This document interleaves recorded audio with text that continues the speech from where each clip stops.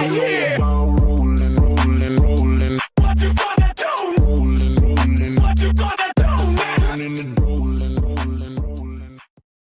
Welcome to the Man United stream. Hope you're doing well. Thursday morning and transfer news coming out of our ears. Yes, we've got lots to discuss today. We've got the game to look back at yesterday as well. Yesterday's game against Leeds United. Look, pre-season, don't look much into it, but it was a decent game. I saw some players perform pretty well, some players not so much so, but look, it's pre-season.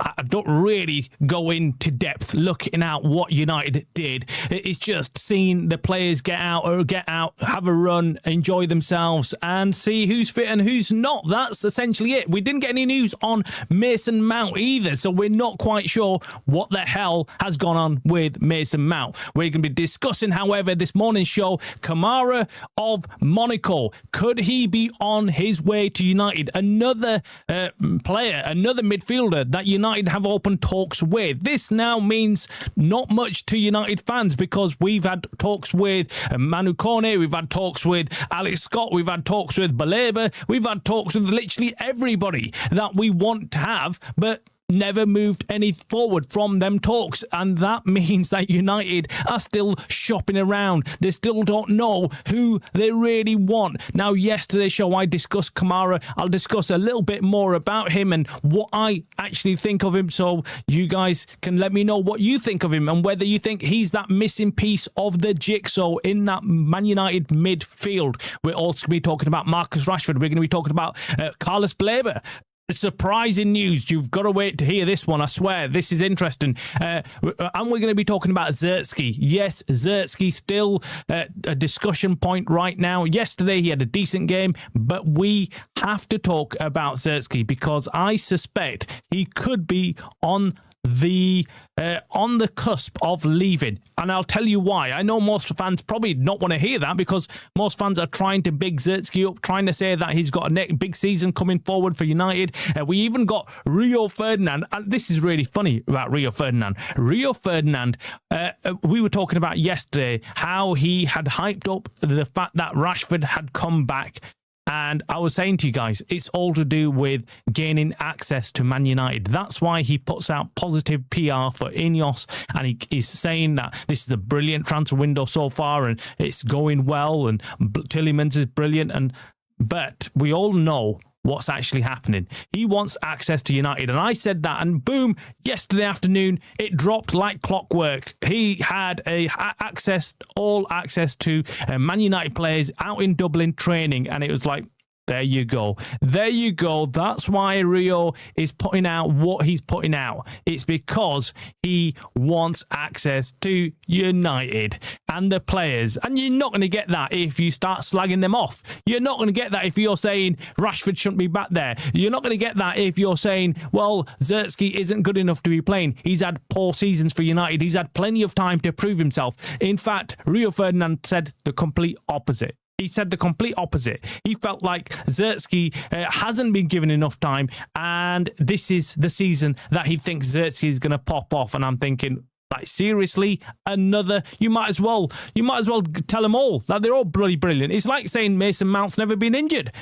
He might as well have come out and said something like that. But anyway, welcome to the show. Hope you're doing well. I've forgot the formalities, the introduction, but it's always exciting, so I've got to get everything out there before we go into the formalities. But welcome to the show. It is your host, Travis. It is the Man United stream. Another day of hope.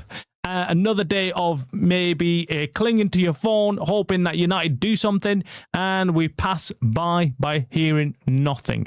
Hearing no here we go nows, whilst everybody else is popping off offers, getting things done, moving quick. United don't know the meaning of moving quick. It is an absolute joke. But anyway, make sure you hit the like, make sure you subscribe if you haven't already.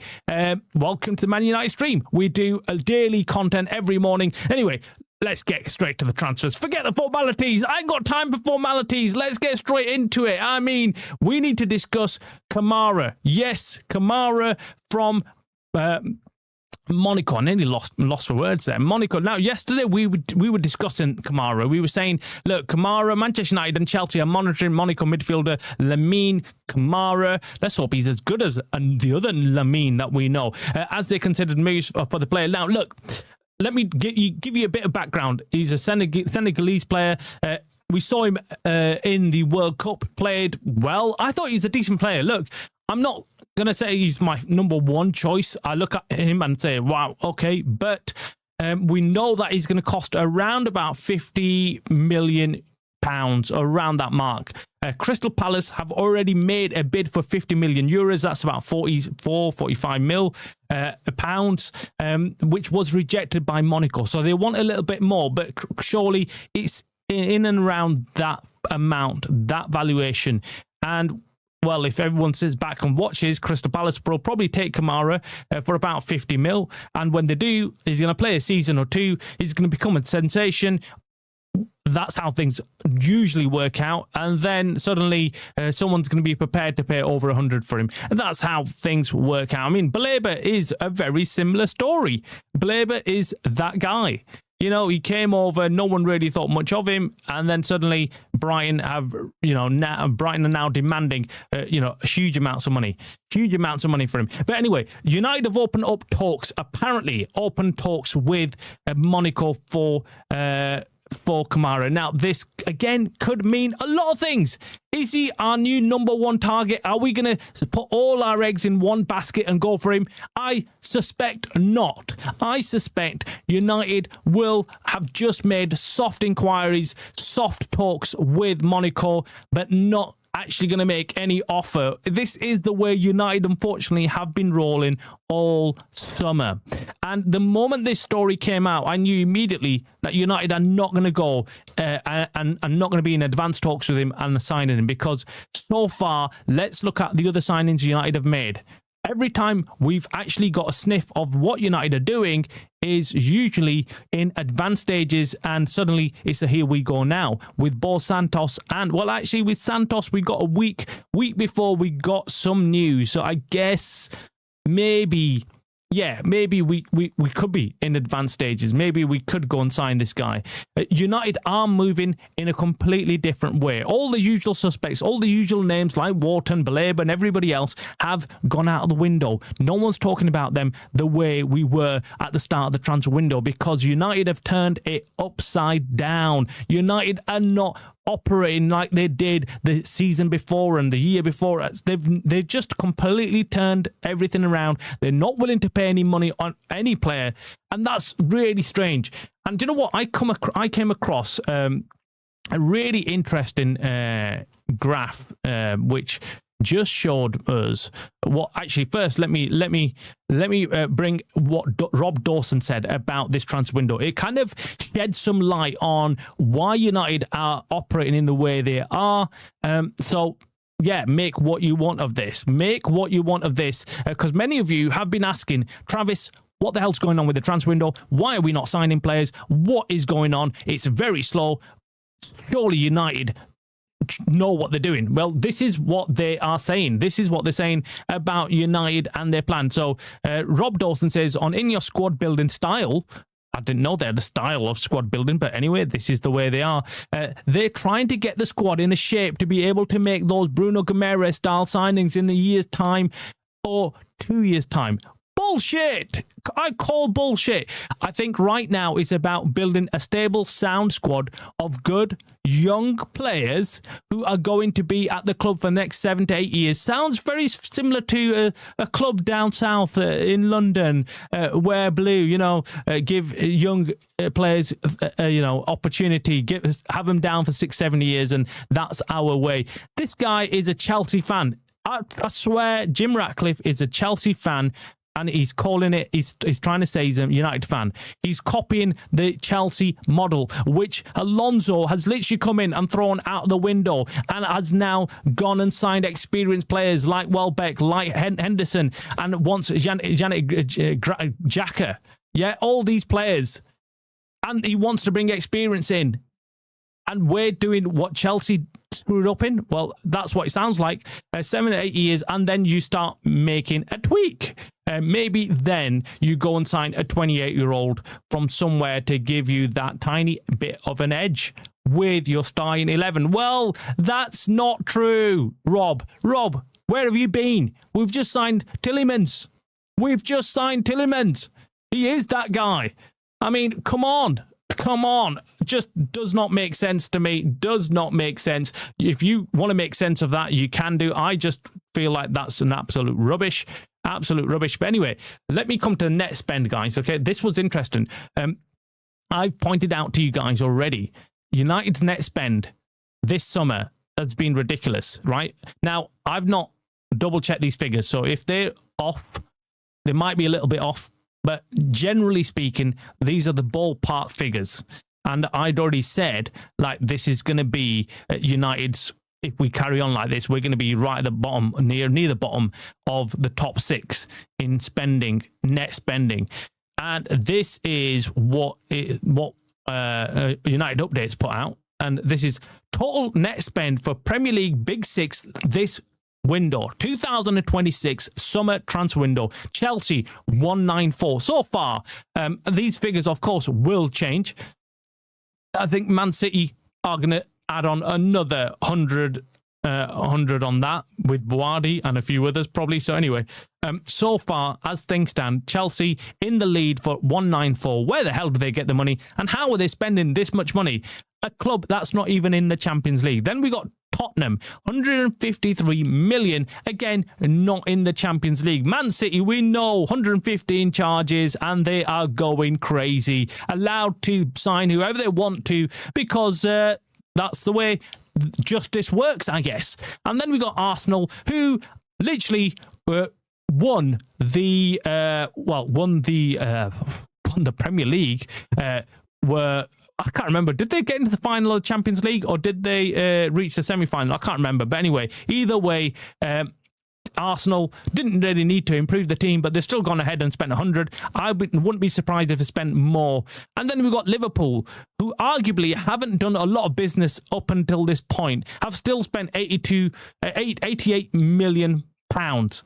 And then we've got United at 38 million net spend, and that's because of what sales we've made and everything. That is crazy. That is crazy for you to sit back and watch a team that's just qualified for Champions League, a team that desperately needs rebuilding. We all know we've got aging players, we've got players that are not I was going to say committed, but committed is not the word. It's not consistent. We know they pick up injuries. That is crazy. But look, again, I don't know. I don't know these figures. I've not checked these figures out, by the way, so I've not double checked them. So if they're right, I don't know if they're bob on. I don't know if they're bob on, because I had United's net spend a little bit more than 38. Okay, I had it a bit more, but it might be a bit more or a bit less. But you get the point. You get the point. Right now, this is how the table looks in terms of spending. Now, I'm not saying that spending necessarily equates to success. We've seen that does not happen. We've seen that spending at Liverpool last year. If that was the case, Liverpool should have won the league. They spent shitloads. They went and bought Isaac, record fee. They went and bought Wirtz and all the rest, and they essentially screwed things up. So look, again, I'm not saying spending equates to winning, but I'm saying spending does equate to building a better squad, giving the manager options. And that's why I really feel like we need to push. We need to push and sign some bloody players. I'm not even asking for the world's best. I'm simply saying, look, let's just come in and get somebody. Let's get somebody in. Someone who can offer Carrick some options. Someone off the bench, someone who Carrick can look at and think, actually, I'm not happy with this player's performance. I'm going to take him off and bring somebody else on. That's what we need. Anyway, Coming back to the transfer window and what's going on, this is a conversation with someone senior at Manchester United about growing concern among the fan base about lack of signings since Tielemans' 35 million move. 35 million move, that's a bargain, by the way. Whatever you think of Tielemans, I think that 35 million is a brilliant buy, and you will see why I keep on saying Tielemans is the bargain of the summer transfer window. And that's what I'm saying. I'm not asking United to go and spend more money. I'm just simply saying go and do the deals. Go and get the players. Go and get a Cornet. Go and get a few others. I'm not saying go and pay shitloads of money for them, because you can go and get them on a cheap. You can go and get players who are cheap and who will do a job, who will give us options. And I think Tielemans is that guy, and players like him will. If we're doing clever buys, go and do clever buys. You're not doing anything. You're not making the clever buys, and you're not making the stupid buys either. You're not doing either. You just sat there. You just sat there doing nothing. And that's what's concerning the United fan base. It's not that we're signing shit players or players on the cheap. We're not even signing them. That's the problem. 35 million from Aston Villa was confirmed in July, as was simply a reply that the club should be judged at the end of the transfer window. That certainly gave the impression of more business being done. Boom. So I reported this about last week, I think. I said, look, again, one of the sources I spoke to said United are not done. They are working on deals and expect at least 2 more transfers to go through before the transfer window closes. That's what I reported last week. And I guess now we're getting official confirmation that is the case. United haven't just given up. They are still working. But yeah, I mean, we are worried. Last night, United were in action, by the way, against Leeds. I don't know whether you caught it. Pre-season. I'm not a big fan of pre-season. I really am not. I'd rather have some of the players just go and rest. But I guess it gives us opportunity to look at players. And I don't understand how fans can get hyped with pre-season. Pre-season are friendly games. They mean nothing apart from seeing players who are fit and who are not. That's all it is.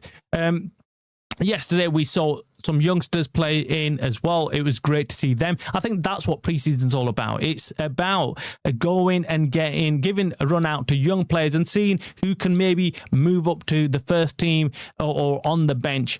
So yesterday's performance was good. I thought Mbeumo was again fantastic. He feels like the rest has done him good. He didn't go to the World Cup, and he looks like he wants to be firing all cylinders. Zirkzee, he had a decent game. Again, Zirkzee, I'm hearing lots of rumours, by the way, on Zirkzee going to Juventus. Still on. We're hearing still that Zirkzee could be on his way to Juventus. There's still lots of interest from Serie A about Zirkzee. Let me know what you think. I mean, I would sell him. Am I being too ruthless? Am I kind of saying something that fans don't want to hear? I mean, is it just me thinking this, or do fans agree? Because I look at Zirkzee and I think he has had ample opportunity to prove himself, and he hasn't. I feel like he should now be allowed to leave and go elsewhere. We should cash out on him and maybe take that money, if we get any money. I mean, we probably not even recoup what we spent. But anyway, whatever we get, go and bring somebody else. I'd rather go and get a Kamar for 50 or in around that mark than hold on to Zirkzee and pay him the salary. That's my position on it. You might disagree. You got to also remember we've got a certain Manuel Ugarte who's still at United and is not going anywhere this season, given that he's injured. Just looks highly unlikely unless he recovers and near the end of the transfer window he gets a loan move, maybe with an obligation to buy. Now, this is where it gets really interesting, this obligation to buy. I never understood why Man United didn't put in an obligation obligation to buy for Marcus Rashford when they sent him out on loan to Barcelona. Never got that. I never understood that, because right now we were talking about Marcus Rashford yesterday, talking about how Rio Ferdinand was bigging him up as a new signing, and it was all Marcus Rashford. Oh, he's brilliant. He's coming back in and he's going to be brilliant for United. But I said to you guys, I said, look, Marcus Rashford, look, he's going to be reintegrated. That's what I've heard. He's going to come back in. United are going to work with him, get him back up to speed, and hopefully he starts playing some good football for United. It looks very likely that's happening. Yesterday, we got insight into the training of United, and Rashford was there training away, seemed happy, smiling, yeah. I mean, look, again, I accept Rashford is a good player. I accept that he is going to be someone that will offer United something different down the left wing. Fast pace. We've been missing that. I mean, yes, Dogu has deputised and could play in that role, but we do need someone who's a proven attacker. And I guess Rashford is that guy. And of course, once he puts on that red jersey and he comes out to play for United, everyone's going to back him. Everyone's going to be on his side. Everyone's going to be wanting him to do well, and everyone will cheer if he scores. That's how football works. I mean, you could be effing and blinding at somebody, but if he starts doing well, he'll be your favourite player the next game. So look, Marcus Rashford looks set to return for United. I think it's highly unlikely, from what I'm hearing and what I'm seeing, that Marcus Rashford ends up leaving and going elsewhere. And the biggest problem with Marcus Rashford, we all know as a fan base what that is. It's his salary. No one wants to touch him with a barge pole with a salary of over 300k. The only club that's stupid enough to pay that is United, and United are now going to have to live with their mistakes. And look, I get the other side of the coin when I say when I come on and say INEOS are not spending big and blah, blah, blah. And then you get some fans saying, well, they're trying to rectify the mistakes of the past. They are trying to rectify what the Glazers did in offering huge salaries to players just to convince them to come to United or stay at United.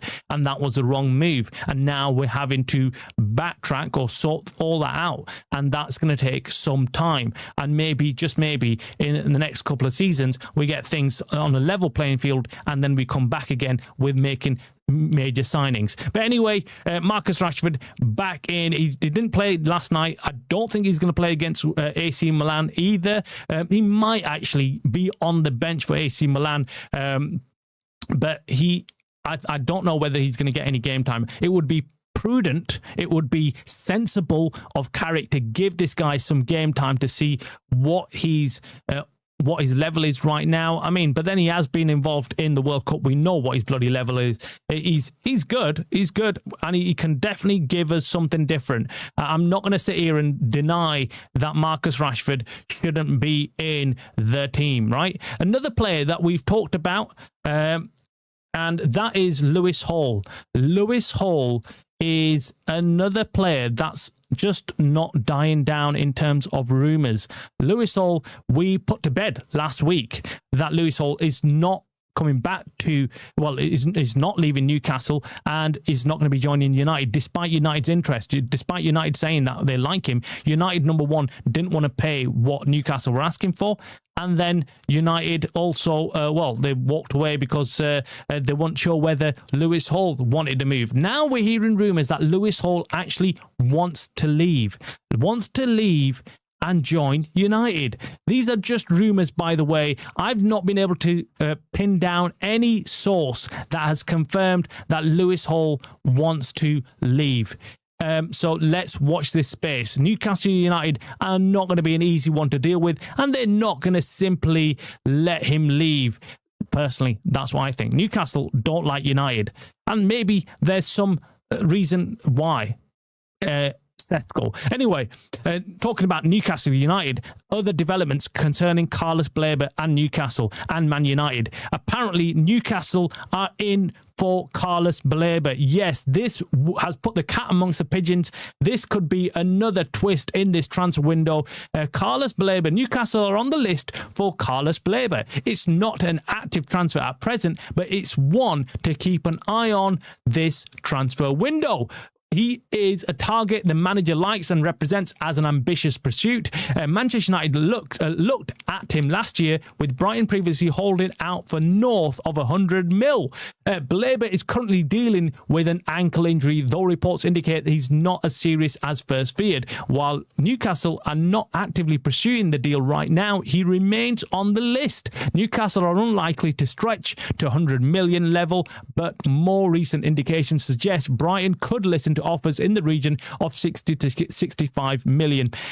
I don't believe to be the case, number one, right? I don't believe Brighton will be open to offers for 60 to 65 million given the current window. Even if Baleba's form is a question mark and a concern, I still believe that they would want a demand in the region of 80 million for Baleba. Maybe not in the north of 100 mil. We know that's unrealistic right now, despite the inflation, despite the crazy prices. But I think north of 80 mil is probably what they're targeting right now, given his form. Again, really interesting. Really interesting. Will this trigger United to go back in for Carlos Baleba? Or will United say, no, we've done our assessment and we feel like we can't trigger that move? Or will United regret not going for him? These are the question marks now I'm having. I'm thinking, okay, Newcastle, they want Baleba. What's going on with him? Can we get him for cheap? Can we not? Lots of question marks. Let me know in the comments below what you think about Carlos Baleba going to Newcastle over United, and should United, in the need of buying a new midfielder, look at going back in for Carlos Baleba. It could be back on. It could be. Not always, but it could be back on. For me, I look at it and I think Baleba is a good player when he's on form, but he's not on form. He's not on form. He ticks the boxes in everything United are looking for in the midfield. Young, athletic, strong, defensively capable. Just can't see how he is going to be someone that United can get on the cheap. I don't feel like that's going to happen. So United have to look elsewhere if that's the way United are moving. United, I suspect, are looking for another signing in the region of about 30 million pounds. That's what they're doing. They need another Edison deal, another cheap player who they feel can do a job. I don't think that's going to happen. Let's come to the chats. Flying Dutchman says, Rio is all about positivity for access and not reality. Just spinning bullshit for these owners. Yeah, look, Rio, I like Rio, but unfortunately, he's having to succumb to the demands of being a content creator. And when you are and you want access and you need access to to all the players so you can do content, it's very difficult. If I let's be honest, if I could get access to the players, I think it'd be very difficult to speak against them. And so you've got to draw the line as to what you're doing, what your channel is all about, and where you stand in terms of your independency. Very difficult. Rory, when adverts come and go out back and it stops it. If there's was a 3-man race between a snail, tortoise, or INEOS, we'd lose. We would lose. We would, at this stage, I think we'd just stop and watch the snail and the tortoise move. That's what we do. We would just sit there watching, saying, we're just watching. We're monitoring the situation. That's why United are the way United are right now. I'd rather not Baleba because of zero top alternatives. I'd go for Burge. Yeah, do you know what? I agree with you, Gamer. I'm so off the thought of Baleba right now. I just feel like, look, there must be a reason why United, well, we know the reason why United are doing what they're doing. So yeah, that isn't what we're doing, though. It's, is it? You wouldn't sign a white URI. I don't know what that is. Chelsea bought 19-year-old. I don't know what that is. Dan, I don't know what you're saying, man. Chelsea can do it because they sell well. Tottenham can do it because the stadium brings in a hell of a lot of money and they're not in Europe, so they can spend up to 80%. Yeah, I guess that's some logic behind it. Yeah, your Mozu says that's not true. They obviously added Gueda, Barco, Imaga and Spetov deals. Yeah, they did. Rest in peace, Webby, says Baleba. Chelsea have made 160 million plus on sales. Yeah, Chelsea. Look, we all know where United's weak or Achilles heel is. United are useless at selling players. United are useless at bringing back any money they've invested in players. And that is hurting United. When was the last time we sold a player for profit? I mean, a player that we bought in and then sold for a profit. Please tell me. Because I can't remember a time where we've sold a player for a profit recently. And this does not include players who were like academy players that we've bought in and then sold for a profit because they didn't cost us anything when we actually bought them in. And don't include anyone like Young. I mean, the last one I think we could argue was a profit was someone like the left back Fernandez to Real Madrid. I'm guessing here, right? Rory says INEOS haven't given the guy they picked enough. 2 first-teamers and a backup goalkeeper ain't counting kids because they're kids and ain't counting Mount or Rashford. Yep, a great point. I think we haven't given Carrick what he needs. And I personally think that's a bit of a problem. People are getting hyped over pre-season because they're seeing a style of players that the manager wants to play, and it looks like real football. You can see.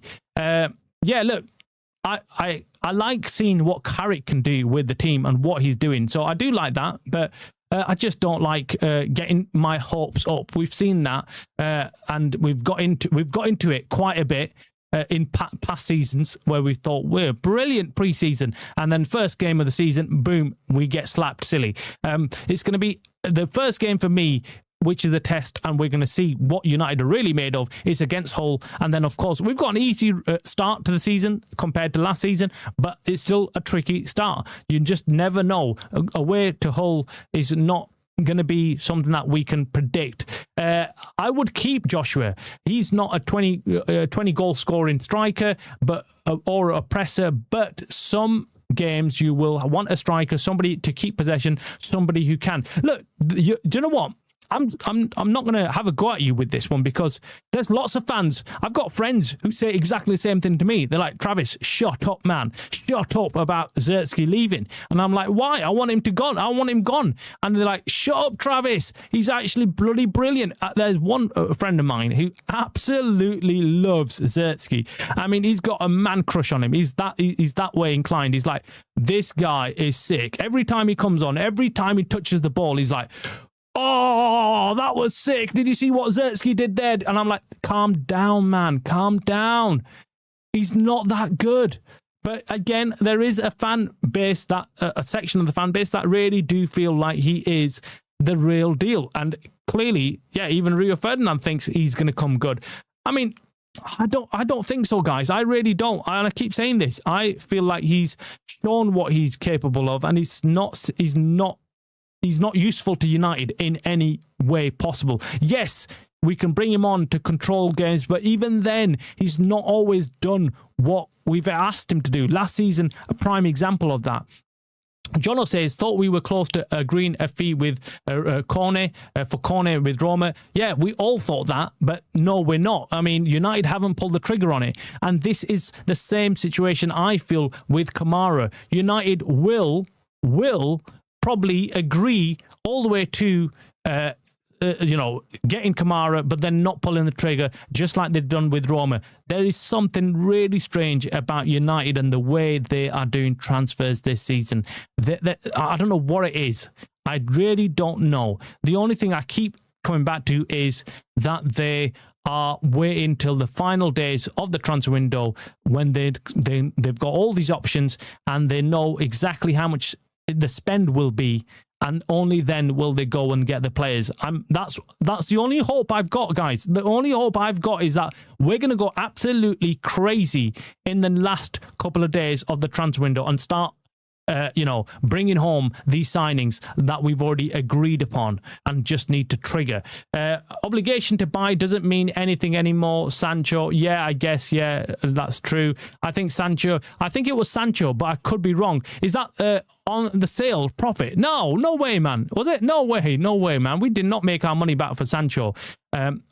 Is that? I don't know if he's actually referring to that. I would assume Martin as Marcus and Menu will at least get 25 minutes against. I assume Martin as Marcus. I don't know what that is. I think he's talking about Milan there. They'll probably get some minutes. Probably will. If you watch Lewis Hall for Newcastle, nobody would want him yesterday. Even Newcastle fans don't not bothered. Defensively average going forward. Maybe that is because he wants out. I mean, there's lots of distractions right now. I mean, wonder what's going on in his head, his young head, right? I mean, talk about him leaving, United interested, other clubs interested. Travis, on a slightly different note, you from stateside, yeah, where I grew up in South Dakota, left States in 95. No, born and bred, mate, in the UK. Fans are two tunnel vision with Hall. Tell me what he's good at. He's not brilliant defensively. He's not brilliant going forward. He's got a tidy pass. If that's what you want to spend on 70 million, I think that's being a bit harsh, Dan. He's a good player. He's a good player, solid player. I think he's going to improve going forward in the future. I think he's going to become a very, very good player. To be honest with you, I really would like United to sign Hall, but I don't think it's going to happen. I really don't. Oh no, United is going to miss out on Baleba. Laughing says Blind Dutchman. Yeah, another one. My issue with Baleba is at the minute is with the current makeup of our midfield. He is press resistant, good at one and two touch football, or is he just a powerhouse? I think he's trying to say.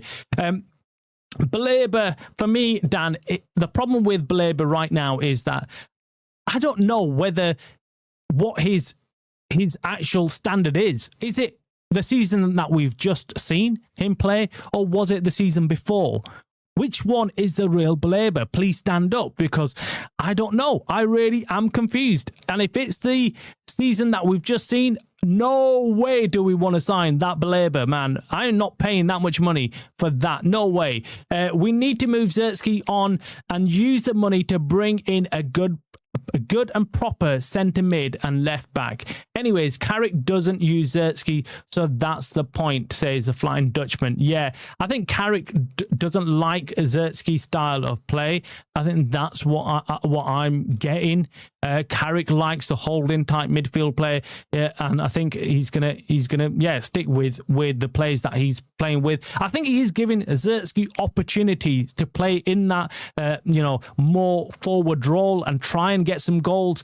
I think if Zirkzee can adapt himself and stick up front and play the role that Sesko plays and give us a secondary option, I think they keep Zirkzee. I really do. I think they look at the situation and think, well, he could be our second striker. We don't need to go out there and sign another striker if we've got Zirkzee who can do that role. Zirkzee, however, does not play that role well enough. He likes to drop back and get involved in the build-up play, and that is why it is a problem. I would love to see Sesko for the Milan game. Yeah, look, Sesko's fit. He's been involved in training. He will and hopefully should be back. I'm not too bothered about seeing Sesko straight away. I'd rather him be protected, because again, it's that problem we have with injuries, isn't it? Injuries. Now, talking about injuries, yesterday we got nothing back from Mason Mount. We got nothing back from the club. Several inquiries were made as to what's going on with Mason Mount. Nothing on whether Mason Mount is back with his back next game or not. I mean, it could be a small knock. United have been really private about injuries and how long it takes their players to get back. They were very coy about Martinez's injury. They were coy about other injuries last season after Carrick came in. They stopped giving away information about how long players are going to be out for. Maybe that's just the way United have now moved forward, and that's exactly what they're doing now. They've not given us an update on it. I mean, De Ligt being back in training is great news as well. Really happy for him. I hope that the back injury is well and truly gone and he's back, hopefully fully fit. I'm going to leave it there, guys. I'm going to hopefully try and do, when it comes to the latter stages of the transfer window, I will try and do more shows because I am optimistic. I am happy.